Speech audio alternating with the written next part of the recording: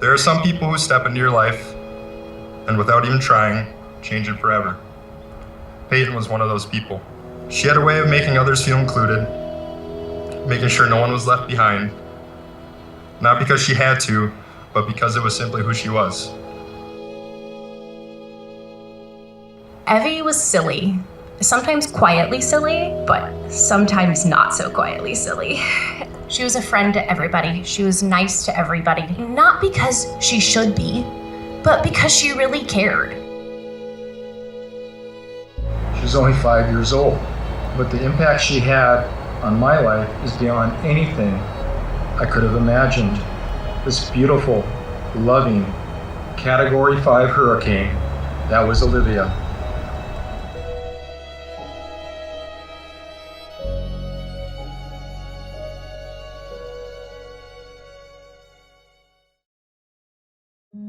Travis and Whitney Decker married in 2015. By the time the Deckers moved to Wenatchee in 2021, they had 3 daughters. Their oldest, Paityn, middle child, Evelyn, and their youngest, Olivia. Tyler Charlo, a YMCA after-school coordinator and a substitute teacher at Lincoln Elementary, knew all 3 of them.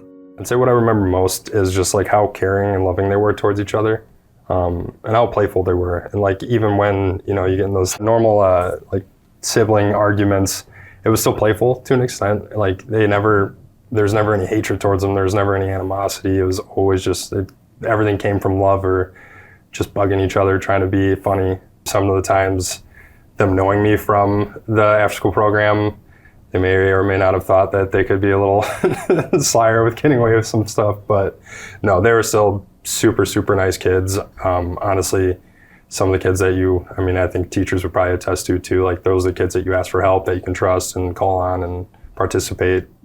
Travis and Whitney divorced in 2023. In spring of 2025, Paityn was 9, Evelyn was 8, and Olivia was 5 years old. On May 30th, Travis arrived at Whitney's home in Wenatchee to pick up the children for what was supposed to be a 3-hour visit. The girls were supposed to be returned at 8 p.m., and it was about 9:30 when the report came to us. Initially, they responded to a call that was natured as civil because it was a parenting plan type call where a planned visitation had been overstayed. There was no reported history of problems with the parenting plan. There were reported concerns of Travis being homeless and financially stressed recently. Flock located the vehicle, the white GMC Sierra, traveling northbound across the Wenatchee River Bridge. This was shortly after Decker had picked up the children for the visitation. At the time, it was known to us that this is the first time that an overstay had happened, or that it wasn't followed, or that communication wasn't taking place to say, hey, I'm going to be a little bit late, or can we switch days, or any of those things. With assistance from the FBI, phone location data was obtained for Thursday through Friday, plotting locations in and around Leavenworth. We came up with a plan to kind of canvass and do a search of a kind of widespread area around Leavenworth. That weekend, the Washington State Patrol issued an endangered missing person alert for Travis and the 3 sisters. Travis had no prior criminal history, and police did not have access to key information about his mental health. That meant the case did not rise to the level of an Amber Alert. Ultimately, it's up to State Patrol to say if it reaches the threshold for those alerts. We didn't have that element for imminent bodily injury, so an Amber Alert was not authorized at that time.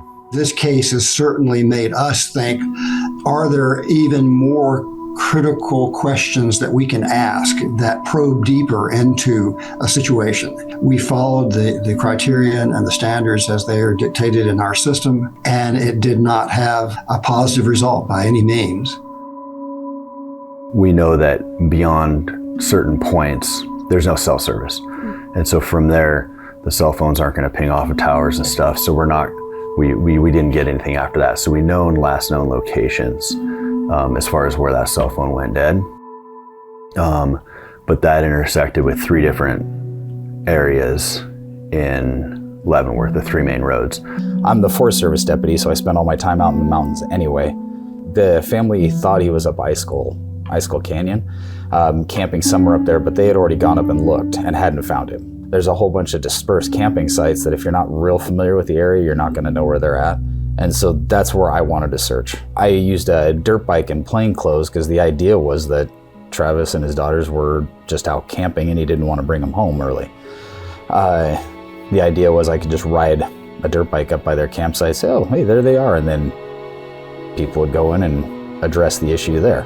Once I found the truck was covered in dust. I could tell that it'd been there a long time and hadn't moved or otherwise. I went back out to the main road by the bridge and then radioed out for everybody else to respond. There were some obvious trails from the truck. We followed the trail to one campsite that was empty, followed it to another campsite to empty, and then we found the girls shortly after that.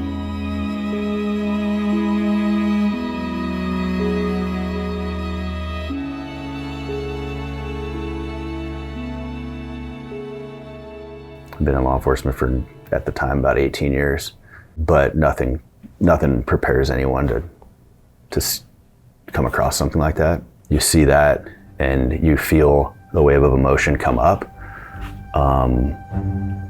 but you also realize very quickly that Travis isn't here, so where is he?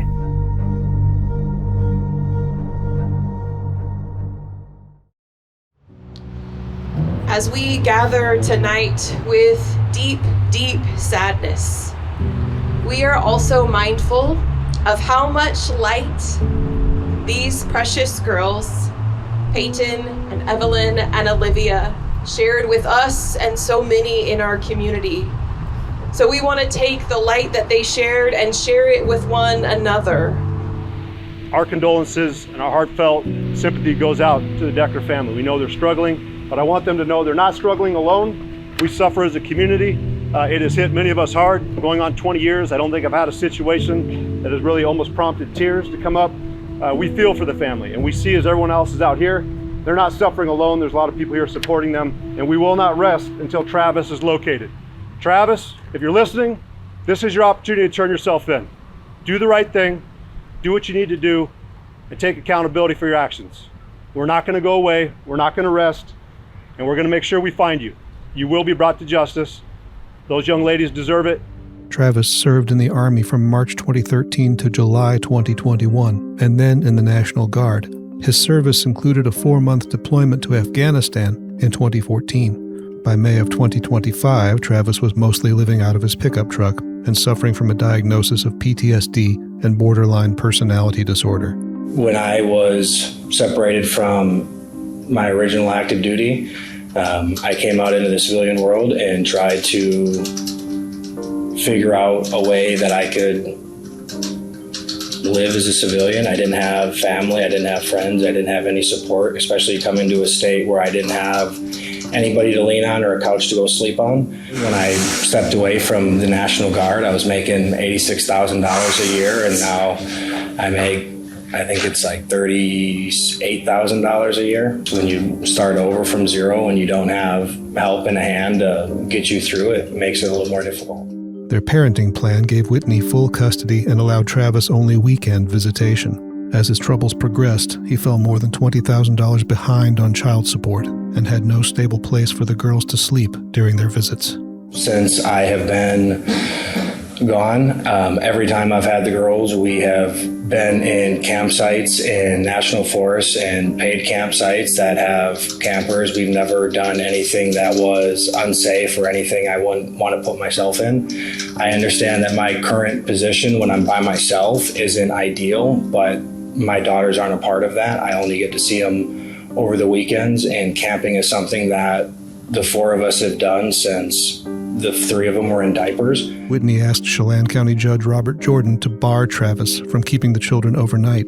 The judge agreed and also required that Travis undergo anger management and mental health counseling. A lot of things I need to consider when I'm looking at the best interest of the children is stability, and that's not stable. It's not stable having them in different places every time you have them. On May 16th, 2 weeks before he picked up his daughters for the last time, Travis Decker tried to contact local veteran services for help. But the therapist he sought was not in the office at the time, highlighting the scarce local resources for Wenatchee Valley veterans. Heather Hill, a therapist who specializes in veterans care, says the murders weighed on the minds of her clients. There was a lot of anger, there was a lot of grief, and then there was a lot of fear. And the fear, obviously, being the perception that people would look at them through that lens and be fearful of them. So I think that there was a lot of concern about the potential stigma attached to the veteran community as a whole. Since 2023, we still have yet to have any full-time mental health therapists at our local VA clinic. The federal contract has ended, and in lieu of that, we were having the Yakima Vet Center. They were sending a therapist down, but we have heard rumors that responsibility is going to get passed on to Spokane Vet Center, so hopefully they'll be sending somebody. So by no means is it an easy problem to solve. It's solvable, but there is definitely a need, an ongoing need in our community in Central Washington as a whole, not just Wenatchee and East Wenatchee, to support these men and women who served our country. Police were forced to presume Travis Decker was an active fugitive on the run from his crimes. For weeks, multiple agencies searched the challenging landscape from the Icicle River Basin to the peaks of the Enchantments. Neighbors in the Valley High neighborhood on Blewett Pass were on edge after police investigated reports of a suspicious male possibly fleeing into their area. The Chelan County Swiftwater Rescue Team swept the river bottom looking for evidence. Well, the first couple of weeks, it was huge. I think we had all boots on the ground. We had multiple helicopters. We had Spokane PD's drone unit that came out. Our drone unit, you had cadaver dogs, you had search dogs, you had search units from Border Patrol, because you're looking for a needle in a haystack. The potential, he's somewhere in the county. Well, that's 2,900 plus square miles. We have a lot of unique terrain, 87%, which is not accessible. We're able to involve ourselves and focus on the fugitive investigation. Part of that is to include deploying our rapidly advancing manhunt program. That program brings resources from all over to include funding to support your community, the Sheriff's Department, Border Patrol, and all the other resources so we can navigate the terrain and locate and apprehend the fugitive. The FBI is conducting a grid search operation near the Rock Island campground. We hope to find evidence that will lead us to Travis Decker or any information regarding the murder of his 3 daughters. By thoroughly searching and documenting the area, we can help prevent the need to review the area in the future by collecting all possible evidence. We're getting new information coming in. You're trying your best not to ignore leads and facts, but then you're also trying to make sure you're best utilizing your resources to get everywhere you need to be. Because we had sightings in Montana, Texas, England, but overall, we were being pulled in a lot of directions. I think at that point, everybody was still chasing down the idea that he was still alive. Personally, I never thought he was alive. From the moment I found out the girls were dead, I thought that he had committed suicide somewhere in the area or had died somewhere in the area. Initially, we thought he had maybe jumped in the river to do it. I determined 2 days later that he didn't. He climbed down to the river and I saw his barefoot footprints leading out of the river. But the big teams, the federal teams, our SWAT team, they don't operate under that assumption. They have to operate under he's still alive and we need to find him. It's still a manhunt at that point. And I guess probably one of the worst things was all the social media influence and people's comments and just some of the ignorant things people were saying that had absolutely no idea of what was going on out there. There's so much more that goes into it than I think what the general public understands and knows. But being there and processing the crime scene and analyzing every little piece of all the crime scene photos to look for the one clue that might show us where Travis Decker is. It's a tough thing, you know what I mean? And I just hope that the public realizes what everybody has to go through in order to bring closure to a case like this. It's a lot more than they think. Over time, the 3 wide-scale searches found the remains of 2 human beings. Neither of them was Travis Decker. On September 18th, a Spokane County Sheriff's drone spotted what appeared to be clothing on the rugged face of Grindstone Mountain, about 3/4 of a mile north and several thousand feet above the murder scene. Deputies and marshals rappelled to the site from a helicopter, bringing cadaver dogs with them to sniff out any human remains. The initial search area was suggested by Dr. Stacy Chiquette, an operational psychologist embedded with Washington's Internet Crimes Against Children Task Force.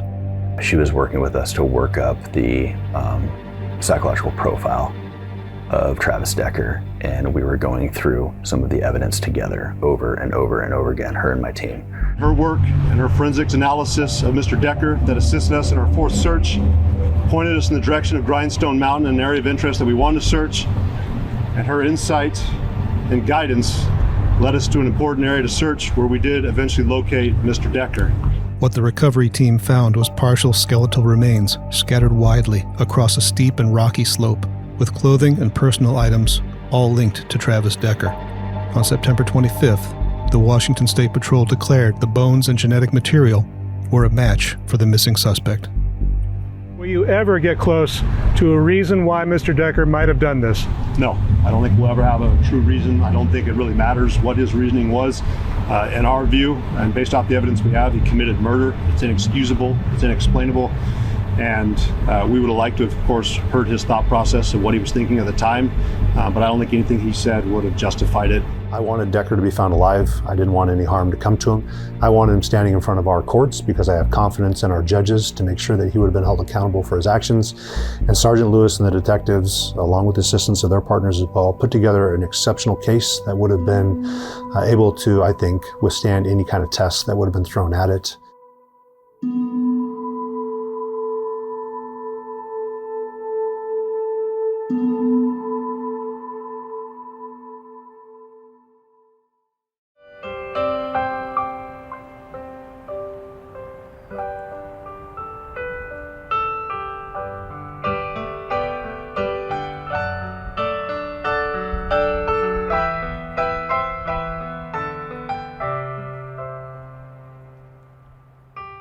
It was pretty amazing to see that, the impact that the three little girls didn't just have because of what happened, but had prior to that. And, I think that it really shows true to appreciating things in life and while they're here. It's pretty profound, the amount that they did for their friends, family, teachers, myself included. Matter of fact, I still have it. No. This was their morning band. I'm not sure who made it. They were put in our boxes for anybody who wanted one. So I grabbed it and I've been carrying it ever since. I didn't know them, but I feel like I do. I mean, they should be remembered for who they are, and that's precious children. Something as tragic as this is going to affect the whole community when 3 young lives are taken like that. To each of you here tonight, and the many in our community who stood with us in countless ways, we are forever grateful to you. Your kindness, your remembrance, and your prayers have been a light to us. You honored our granddaughters, you held their family, and we will never forget it. The loss of the 3 sisters led to acts of remembrance. Decals in their favorite colors appeared on vehicles throughout the Wenatchee Valley. Small memorials were placed in their honor, and the children's family and friends established the Hope Scholarship to fund children's dance and athletics through the nonprofit Community Foundation of North Central Washington. HOPE stands for Honoring Olivia, Paityn, and Evelyn Decker. And the purpose of the fund is to provide funding for Fabulous Feet and for the local soccer club so that kids can have a chance to participate. And those were the passions of the girls, and so it keeps that love alive for other students to have an opportunity to participate in dance and soccer if they can't afford to. We are able to work with families, individuals, businesses to create permanent charitable funds that in many cases honor a loved one in one way or another. And so this was an opportunity for something good to come out of something so tragic. Mark Belton is a Wenatchee school board member and a friend of the Decker family. He's spearheading plans for a gathering place at Lincoln Elementary School that would act as a memorial site for Paityn, Evelyn, and Olivia. The original idea was something like this buddy bench at Valley Academy of Learning, but it's now evolved into a larger project. So many people were quick to offer ideas and ways that they remembered the girls, and so there was all sorts of ideas floated. And ultimately, we worked with the family to look at locations around the city that might be the best place for such a memorial.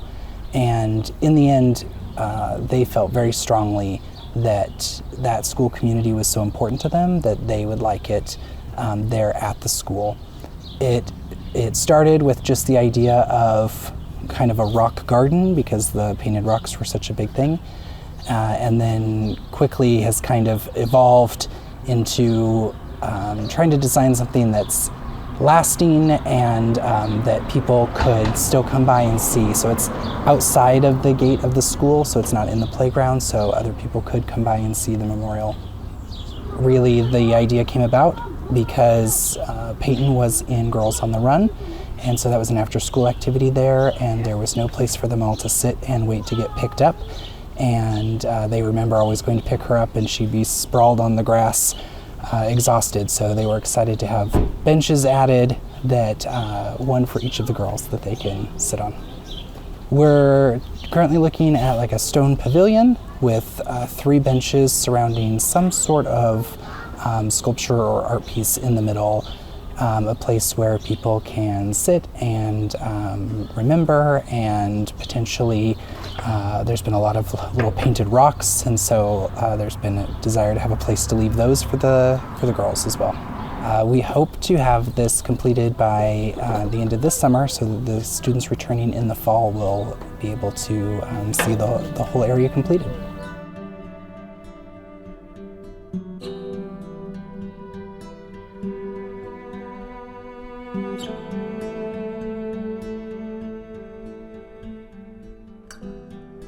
At night, during their bedtime routine, I would ask them what 3 feelings they felt during that day. No feeling too big or too small, and what was going on when they felt those feelings. For Paityn, she always had more than 3, consistently eager to tell me about every minute of her day. She was always interrupting her sisters to make sure I knew every single one. For Ev, we would talk about her feelings one-on-one, right at bedtime, because she wasn't always ready to share them with her sisters. And for Olivia, we were still working on how to describe all of her feelings, but beyond a shadow of a doubt, one was always happy. Even when I tried to avoid telling my feelings, which is so easy to do as an adult, I feel like, the girls, one of them would always say, "Wait, Mom, you didn't tell me what yours were," and make sure that I too would tell them what my 3 feelings were. I'm so thankful for the time that I had with the girls, and how the 3 feelings allowed us to connect when the world slowed down. And it really gave me an inside look into their day. I believe doing this with them allowed them to come into the world with open hearts and kindness. I hope that you are all able to do some version of the 3 feelings with your loved ones. Thank you everyone for being here tonight and the outpouring of love that you have shown me and my family over the past few weeks. I truly hope that the legacy of the girls' lives lives in everyone's heart forever. They were incredible.